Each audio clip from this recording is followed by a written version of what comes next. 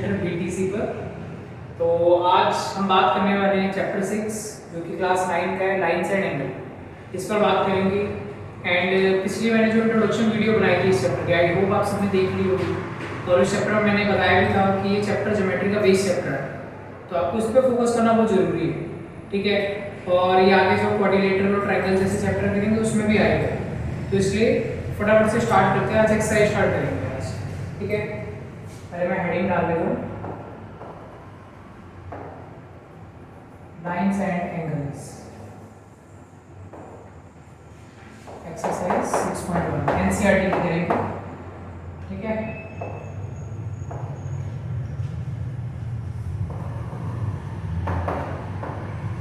चलो बहुत कुछ नया सीखने वाले हैं, तो बिना टाइम वेस्ट करें फटाफट शुरू करते हैं। तो क्वेश्चन 1 से स्टार्ट करते हैं। देखो मैंने टाइम बचाने के लिए पहले नोट कर लिया है यहाँ पे। ये फिगर है, अपनी अपनी बुक में क्वेश्चन देख लेना। फिगर है हमारी 6.1 की। इसको भी एक्सप्लेन करेंगे। देखो ये चीज़ ना हमें यहाँ लिखना बहुत जरूरी है क्वेश्चन में। गिवन, टू प्रूव और प्रूफ, ये तीन चीज़ें हैं जो कि बहुत ज़्यादा नेसेसरी है। जैसे अगर मान लो कि प्रूफ वाला क्वेश्चन है, कई बार हमें मान लो कोई क्वेश्चन नहीं आता एग्जाम में, कोई एनसीईआरटी के तो आएंगे नहीं कोई एग्जाम में, ठीक है, इनसे हट के भी आते हैं कुछ क्वेश्चन। तो अगर मान लो कोई क्वेश्चन हमें नहीं आता तो हम क्या करेंगे? अगर मान लो गिवन, टू प्रूफ और प्रूफ, ये तीन चीज़ें हम लिखाते हैं, 1 नंबर तुम्हारा पक्का है क्वेश्चन में। तो अब ये समझते हैं कि मैंने कैसे लिखा। देखो गिवन, गिवन नाम से पता लग रहा है जो दिया हुआ है। अब जो भी हमें क्वेश्चन में गिवन है, जैसे कि मुझे ये दे रखा है AOC plus BOD is equal to 70 था, ये क्वेश्चन में होगा तुम्हारे एनसीईआरटी में देखना, और BOD इज इक्वल टू 40। अब BOD का क्या मतलब है? देखो ये वाला एंगल मुझे दे रखा है यहाँ पे 40, मुझे गिवन है, ठीक है। और इन दोनों का सम मिला के मुझे दे रखा है 70। टू प्रूफ होना जो मुझे फाइंड करना है, तो मुझे निकालना क्या है? BOE एंड रिफ्लेक्स COE, ये मुझे फाइंड करना है। अब ये रिफ्लेक्स COE भी समझेंगे ध्यान से। प्रूफ होना, क्वेश्चन स्टार्ट करते हैं। तो कोई भी प्रूफ वाला क्वेश्चन हो, पहले तो ये तीन चीजें बिना देखे, गिवन, टू प्रूफ, प्रूफ, पहले ये तीन चीजें लिख लो, 1 नंबर तुम्हारा यहाँ से पक्का हो। अब प्रूफ में स्टार्ट करते हैं। देखो फर्स्ट पार्ट BOE, मतलब कि BOE, ठीक है, ये वाला पार्ट फाइंड करना है, ठीक है, डबल टिक कर देना। अब ये कैसे फाइंड करेंगे? देखो सबसे पहले हमें ये 40 दे रखा है। देखो एंगल BOD इक्वल किसके होगा? AOC के। क्या रीजन होगा? वर्टिकल अपोजिट एंगल, ठीक है। मैंने उसी में बताया था क्रॉस बना होगा, वर्टिकल होगा। ये 40 है, तो ये भी हमारा 40 आ गया सीधा सीधा। अब देखो इन दोनों का सम मुझे गिवन है यहाँ पे 70, क्वेश्चन में मुझे पहले ही मेंशन कर रखा है, ठीक है। तो मैं यहाँ लिख देता हूँ angle AOC plus angle BOE is equal to 70, जिसमें से AOC मैं अभी निकाल चुका हूँ 40, तो मैं AOC की जगह, इस AOC की जगह 40 लिख दूंगा, प्लस BOE मुझे नहीं पता, इज इक्वल टू आता है 70। तो BOE एंगल हम कैसे निकालेंगे? 70 माइनस 1, यानी कि हमारा आंसर आ गया 30 डिग्री। एंगल BOE हमारा आ गया 30, ठीक है। इतना क्लियर है? ये एंगल हमें निकालना था, फर्स्ट पार्ट क्लियर। अब अगला एक चीज और बोली, रिफ्लेक्स COE। अब देखो रिफ्लेक्स COE के लिए पहले तुम्हें COE निकालना जरूरी है। COE में ना ये वाला, तो पहले तो ये फाइंड करते हैं। अब देखो इसमें एक चीज दिख रही है, अगर हमें नीचे वाली चीज हटा दो, ऊपर के तीन एंगल है 1 2 3, तीनों को अगर हम प्लस करें तो angle AOC plus angle COE plus angle BOE is equal to, सबको पता होगा 180 डिग्री। क्या reason? Angle in straight line.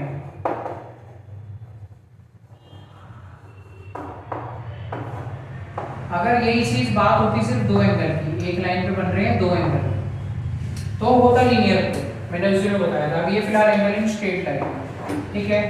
तो AOC मुझे पता है 40 है, COE मुझे नहीं पता, और BOE भी 30 है, इक्वल टू 180 चल रहा है। 40 और 30 हो गया 70, डायरेक्ट उधर लिख रहा हूँ, तो COE is equal to 180 minus 70, हमारा आंसर 110 डिग्री आ गया। अभी सिर्फ COE आया, मुझे निकालना था रिफ्लेक्स। देखो अगर रिफ्लेक्स वर्ड ना हो तो हमारा क्वेश्चन यहाँ ओवर।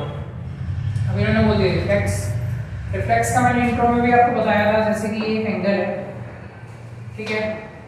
एंगल में अगर मान लो मुझे रिफ्लेक्स बोले तो मैं ये बाहर वाले की बात करूँ, बाहर वाले का क्या मतलब 360 से माइनस करके आएगा, मैंने इंट्रो में अच्छे से बताया था, ठीक है। अब देखो रिफ्लेक्स की वही निकालते हैं, तो reflex angle C O E is equal to 360 minus 110, यानी कि हमारा आंसर आएगा 250। रिफ्लेक्स का याद रखो, रिफ्लेक्स वर्ड कहीं भी हो मतलब 360 से माइनस, सिंपल सी चीजें एक बार ध्यान से समझो, फिर सेकंड क्वेश्चन करते हैं क्वेश्चन 2 की। क्वेश्चन 2 में पहले ही नोट कर चुका हूं, देखो अब इसमें फिगर बनी हुई है, अपनी एनसीईआरटी से एक बार रीड करना, और गिवन टू ग्रुप मैंने लिख दिया। देखो गिवन क्या है जो मुझे दिया था, तो POY 90 डिग्री दे रखा है एंड, अच्छा कोई मुझे बताओ ये क्या है, इसको आपको पता होगा, चलो तुम बताओ, ये A और B के बीच में मैंने क्या साइन डाला है, क्या बिंदिया, वाह बड़ा कुछ नहीं आता तो कुछ भी बोल दो, बिंदिया, मैथ में बिंदिया क्या होता है, क्या यार मतलब बिंदिया वगैरह नहीं है, बेइज्जती करा रहे हैं, रेशियो है, A रेशियो B, बिंदिया बिंदिया कुछ नहीं, A रेशियो B, ठीक है। इस वर्ड को मतलब डॉट्स को कहेंगे हम रेशियो, बिंदिया बिंदिया नहीं है, और ये भी 2 रेशियो 3। अब देखो पिछले वाले में मैंने लिखा था 2 प्रूफ, कई सारे कहेंगे मैं 2 फाइंड कैसे आ गया, क्योंकि यहाँ पे मुझे प्रूफ नहीं करना है, यहाँ पे मुझे फाइंड करना है, ढूंढना है, एंगल सी की वैल्यू ढूंढनी है। अगर मुझे प्रूफ हम कहाँ लगाएंगे, अगर हमें बोला हो कि भाई एंगल सी एंगल ए के इक्वल है, ये मुझे दे रखा है क्वेश्चन में, मुझे इसको प्रूफ करना है, तो मैं 2 प्रूफ लिखूंगा। अब मुझे इन्होंने बोला एंगल सी निकालना है, तो निकालने में हम फाइंड लिखेंगे, बस ये 2 ही चीजें हैं और एक्स्ट्रा कुछ नहीं है, तो 2 फाइंड। अब इसके बाद यार प्रूफ नहीं आएगा, सॉल्यूशन आएगा, ठीक है। तो सॉल्यूशन स्टार्ट करते हैं इसका। अब देखो वही चीज है, पहले भाई नीचे वाली लाइन को हटा दो, ऊपर वाले देखो, इस चक्र में से 2-3 चीजें आएंगी, alternate angle, corresponding angle, vertical opposite, linear pair, angle in straight line, 5 चीजें होगी, बस यही कंसेप्ट है और कुछ नहीं है। तो एंगल इन स्ट्रेट लाइन अगर हम देखें, एंगल ये वाला यानी बी लिख देते हैं, एंगल ए यानी ए लिख देते हैं, और एंगल POY लिख देते हैं, ठीक है। इधर लिखा सबसे पहले। अब देखो POY का क्या मतलब 90 डिग्री मुझे गिवन है, तो मैं लिख देता हूँ। देखो एंगल B मुझे कितना दे रखा है, अब देखो कई सारे बच्चे कहेंगे भाई A क्या है और B क्या है, हमें कैसे पता चलेगा, तो हम कैसे निकालेंगे। देखो फर्स्ट A लिखा है और फर्स्ट पे 2 लिखा है, यानी A की वैल्यू होगी 2 नंबर के अकॉर्डिंग, तो और रेशियो में हमेशा x लगाते हैं, ये चीज याद रखना। तो A की जगह पे आएगा 2x, सेकंड B की बारी, तो सेकंड 3 हो गया, यानी 3x plus 90 is equal to 180। क्या रीजन है, एंगल इन स्ट्रेट लाइन, ठीक है। मैं चलो रीजन में डाल देता हूँ, तो मैं रीजन लिखना बहुत जरूरी है, एग्जाम में भी लिखना हर चीज के आगे, रीजन नहीं लिखोगे तो नंबर कटती है। एंगल इन स्ट्रेट लाइन, ठीक है। अब इनको नॉर्मली प्लस करना है, 3x और 2x 5x हो गया, इज इक्वल टू ये 90 इधर चला जाएगा, माइनस डायरेक्ट लिख लो 90 आ गया, x की वैल्यू 18, ठीक है। अब देखो x की वैल्यू आई है अभी, लेकिन अभी a b वगैरह कुछ नहीं आया, कैसे निकालेंगे। a हमारा क्या आया था 2x और b आया था 3x, तो 2 इंटू x की वैल्यू अभी अभी आई तो 18 लिख देते हैं, 36 डिग्री, ऐसे b इक्वल टू 3x यानी कि 54 डिग्री, ठीक है। a और b दोनों आ गए। अब हमें निकालना क्या था, हमें निकालना था एंगल c। अब मेन चीज क्या है, एंगल c देखो ये रहा। अब एंगल c के लिए तुम्हें क्या करना है, देखो इस वाले साइड को हटा दो, ये जो l बन रहा है इसको छोड़ दो, ये स्ट्रेट लाइन आई, स्ट्रेट लाइन पे 2 एंगल है, तो दोनों एंगल का सम लिखो। देखो angle b plus angle c is equal to 180। अब इसमें हम लीनियर पेयर डालेंगे, क्योंकि यहाँ पे सिर्फ 2 ही एंगल है, पेयर का मतलब होता है 2, तो जब भी तुम्हारे 2 चीज आए तो तुम हमेशा पेयर डालोगे, 2 से ज्यादा आए तो एंगल इन स्ट्रेट लाइन डालोगे। तो एंगल b 54 मैंने अभी भी निकाला था, एंगल c मुझे नहीं पता, 180 माइनस 54, हमारा आंसर आ जाएगा, इसको माइनस करके 126 डिग्री, ओके एंगल c, ठीक है, देखो एक बार फिर क्वेश्चन 3 पे आते हैं। क्वेश्चन 3 की तो देखो क्वेश्चन 3 में भी गिवन टू प्रूफ वगैरह देखो गिवन जो भी हमें क्वेश्चन में दे रखा है पी क्यू आर और पी आर क्यू, ठीक है। टू प्रूफ जो मुझे निकालना था तो मुझे इसमें निकालना है पी क्यू एस यानी कि ये वाला एंगल, पी आर टी यानी कि ये वाला एंगल, ये दोनों आपस में मुझे इक्वल करने हैं। अब प्रूफ तो प्रूफ वही क्वेश्चन स्टार्ट, एक नंबर तुम्हारा यहीं से फिक्स है, बस इतना याद रखो। अब देखो प्रूफ में स्टार्ट करते हैं। सबसे पहले वही चीज चलती है हमारी। अब देखो यहाँ पे अल्टरनेट वगैरह कुछ भी नहीं बन रहा, तो क्या देखेंगे स्ट्रेट लाइन। सबसे पहले तुम लिखोगे S T is a straight line. Straight line का क्या मतलब है? स्ट्रेट लाइन बना सीधी लाइन, यानी कि उसके सारे एंगल आ रहे हैं, ठीक है, सारे एंगल बना उसका समय बनेंगे। तो देखो सिंपल सी चीज है। अब यहाँ पे तुम क्या लिखोगे? एंगल पी क्यू एस, ये बाहर वाला एक्सटीरियर एंगल लिख लिया हमने, plus angle P Q R is equal to 180। First equation reason डाल देना, लीनियर पेयर शॉर्ट फॉर्म में लिखा मैंने, ठीक है। ऐसी सेकंड इक्वेशन, चलो यहाँ बना देते हैं second equation, P R T plus P R Q is equal to 180। इसका भी सेम रीजन। अब फ्रॉम 1 एंड 2, फ्रॉम बना होता है दोनों में जो सेम है उसको काट दो। देखो इसमें भी 180 आ रहा है, उसमें भी 180 आ रहा है, दोनों को कट कर दो। बचा क्या हमारे पास? P Q S plus P Q R, इनको ऐसे इजी रहने दो, इज इक्वल टू, ये भी ऐसे चलेंगे, P R T plus P R Q, ठीक है यार। अब देखो अभी क्वेश्चन नहीं खत्म नहीं हुआ, लास्ट तक बचा बस। अब देखो पी क्यू एस और P R sorry P Q are और पी आर क्यू, मुझे क्वेश्चन में बोला था कि ये दोनों ही गिवन है। मुझे पी क्यू आर बना, मैं इस वाले एंगल की बात कर रहा हूँ, पी आर क्यू बना, देखो जो बीच में होता है ना मैं उसकी बात कर रहा हूँ, तो पी आर क्यू यानी इसकी बात, ये दोनों एंगल आपस में इक्वल है, मुझे पता है, तो वही चीज़ों को यहाँ लगाना है। अब देखो इक्वल का क्या मतलब है? जैसे कि अगर मैं बोलूँ कि भाई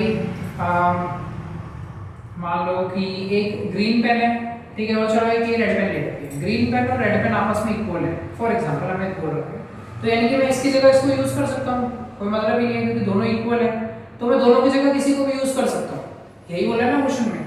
तो क्वेश्चन में भी यही है कि भाई दोनों एंगल इक्वल है, अब मैं दोनों की जगह किसी को भी यूज कर सकता हूँ। तो जैसे कि मान लो मैं पी क्यू आर की जगह पी आर क्यू लिख देता हूँ, चल सकता है ऐसा, क्योंकि मुझे क्वेश्चन में ऑलरेडी दोनों की वैल्यू इक्वल दी है। मैं लिख देता हूँ पी क्यू आर की जगह P R Q is equal to, बाकी सब एज इट इज रहने दो, रीजन डाल देना कि गिवन था, ऐसे ब्रैकेट में गिवन लिख देना चलेगा। अब देखो इक्वल टू में जो चीजें सेम होती हैं वो कट जाती हैं, तो पी आर क्यू कैंसिल, जो बचा उसको लिख दिया, P Q S is equal to P R T, P Q S P R T मुझे निकालना था, वही आ गया मेरा, खत्म। एच पी बना एच प्रूफ। बहुत ही इजी क्वेश्चन चल रहे हैं, ध्यान से देखो। तो देखो क्वेश्चन 4 की बात करते हैं। Question 4 one of my favourite question है, इतना प्यारा क्वेश्चन है, इजी था, इसमें कुछ है ही नहीं। देखो ABCD हमें यहाँ पे दे रखे हैं, x plus Y plus Z, ये सब हमें दे रखा है। गिवन क्या है? x plus Y is equal to W plus Z, ठीक है, ये चीज मुझे गिवन है। टू प्रूफ यानी निकालना क्या है?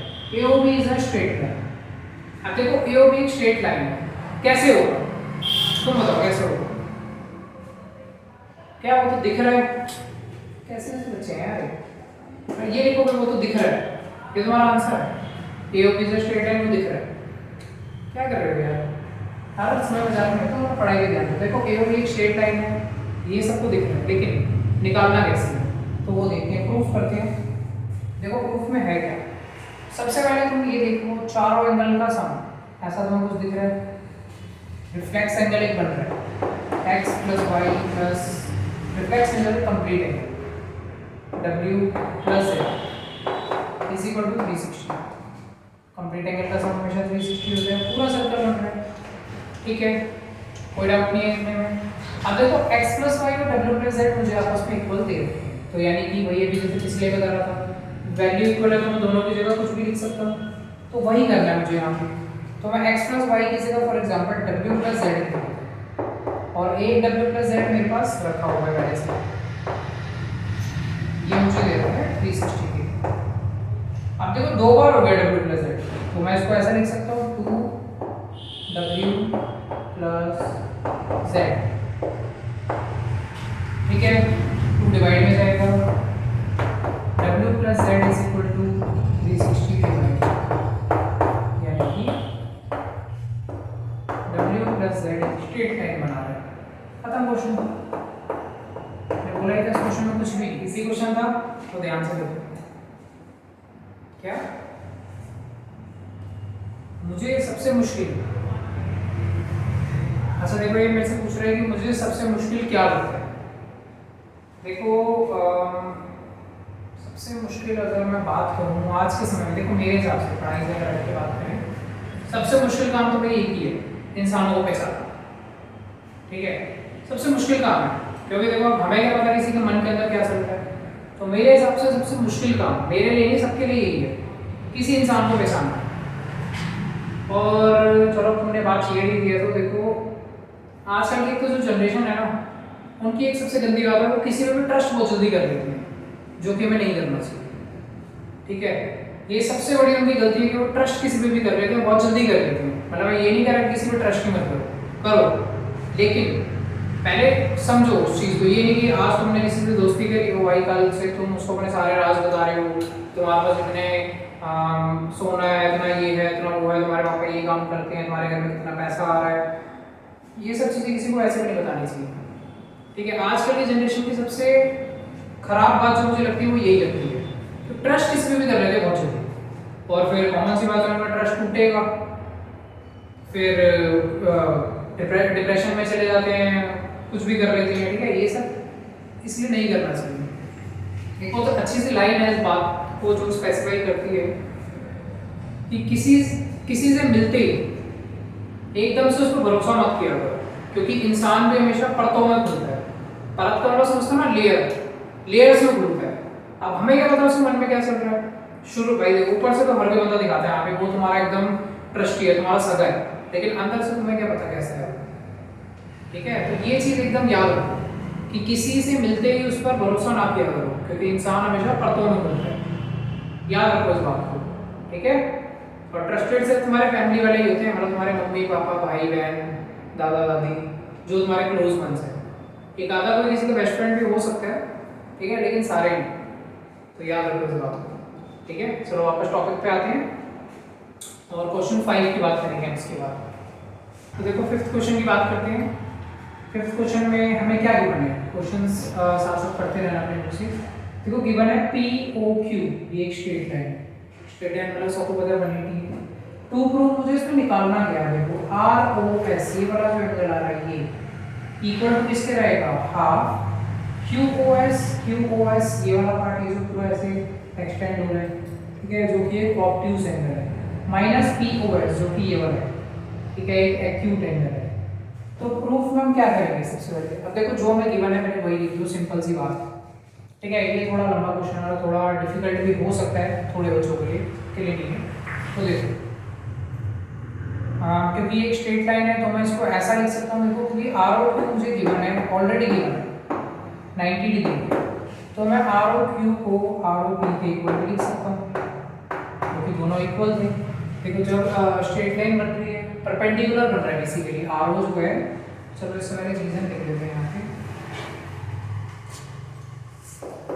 RO परपेंडिकुलर PQ, ठीक है। परपेंडिकुलर का मतलब होता है कि दो एंगल आपस में इक्वल ही डिवाइड हो गए, ROQ इक्वल टू ROP, ठीक है, इतना हो गया सबसे पहले। अब देखो ROP है ये वाला पार्ट, इसको तुम कैसे लिख सकते हो, दो एंगल आ रहे हैं इसमें ROP में, तो दो एंगल लिख दो। ROP की जगह ROS प्लस POS हम ऐसा लिख सकते हैं, क्योंकि ROP को हमने दो पार्ट में ब्रेक कर दिया। सेम ऐसे आर ओ क्यू है, आर ओ क्यू। अब देखो यहाँ पे तो कुछ ब्रेक के लिए है ही, तो इसको कैसे ब्रेक करेंगे? हम इसको करेंगे एस ओ क्यू में से अगर मैं ये वाला एंगल हटा दूं, S O Q minus S O R, तो ये अपने आप आ जाएगा। तो वही करना है angle S O Q minus angle S O R. ठीक है, इतना क्लियर है। अब देखो इसके आगे क्या करना है, पी ओ एस को उठा के लेफ्ट साइड पे लीजिए।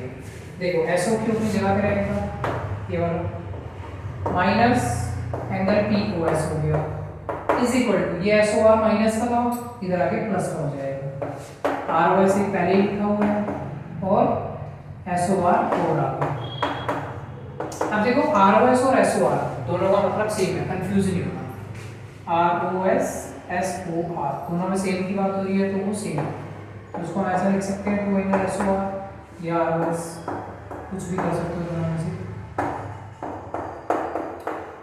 ठीक है, अब 2 आ जाएगा डिवाइड में, तो S O Q minus P O S divide में 2 is equal to angle R O S. मुझे निकालना क्या था, angle R O S is equal to half. अब देखो इसमें कंफ्यूज नहीं होना, मैंने नीचे 2 लगा दिया, या तो तुम ऐसे लिख लो या इसको मल्टीप्लाई में 1/2, दोनों का मतलब सेम है, तो कंफ्यूजन नहीं करना है। यहाँ पे 2 ही रहने दो, कोई ऐसी दिक्कत नहीं है। ठीक है, तो भी हमारा आंसर सही है, यही मुझे निकालना था, यही मेरा आ गया। उसको हैश प्रूफ कर देंगे, हैश प्रूफ करना क्वेश्चन खत्म। ठीक है, इसमें कंफ्यूज मत होना बस। ठीक है, एंड जो लास्ट क्वेश्चन है हमारी एनसीईआरटी का 6th क्वेश्चन, वो इंपॉर्टेंट नहीं है, तो वो मैं नहीं करवा रहा, क्योंकि मैं 7 का जो इंपॉर्टेंट नहीं है उसमें मैं स्किप करा देता हूँ। ठीक है, तो वो क्वेश्चन मैं नहीं कराऊंगा। और बाकी इस ये एक्सरसाइज हमारी कंप्लीट हो चुकी है।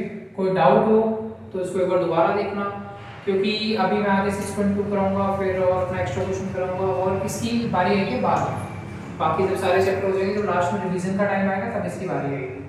तो इसलिए अभी के लिए कोई डाउट हो तो वीडियो देख लेना दोबारा से। और वो वाली बात याद रखना जो मैंने बताई थी, किसी पे भी ट्रस्ट नहीं करते जल्दी से, क्योंकि इंसान हमेशा परतों में घुलता है। ठीक है, याद रखना इस बात को हमेशा, बहुत फायदे की बात है। ठीक है, आगे मिलते हैं अगली वीडियो में, and thanks for watching us.